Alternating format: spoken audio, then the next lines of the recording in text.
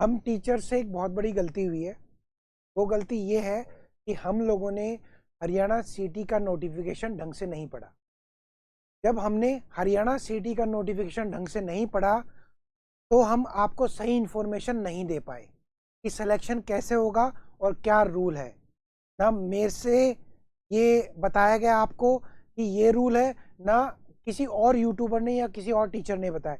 एक स्टूडेंट ने ही ये इन्फॉर्मेशन मेरे को दी है और मैं आपको बता रहा हूँ।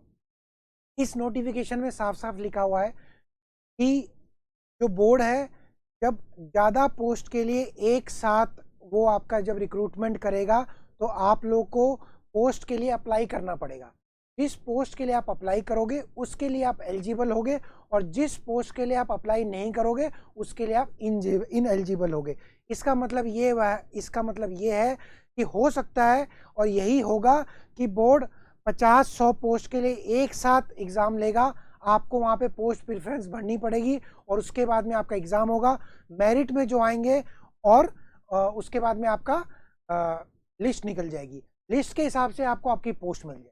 ठीक है, ये तो ऑलरेडी सीटी के नोटिफिकेशन में लिखा हुआ है, आप पढ़ लीजिएगा।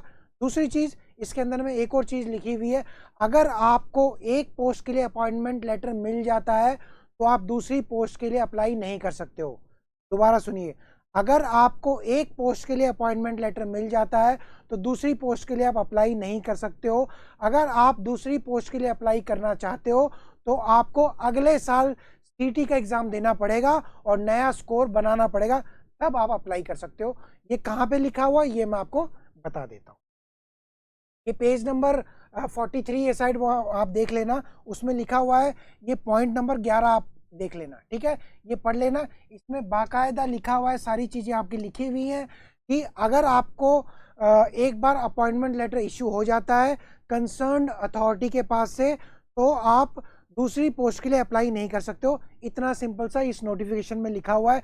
सारी चीज़ इस नोटिफिकेशन में लिखी थी और हम टीचर आप लोग को बता नहीं पाए, इसके लिए हाथ जोड़ के माफ़ी चाहते हैं। ठीक है, और इसी के साथ में इस छोटे से सेशन को मैं समाप्त करता हूँ। धन्यवाद।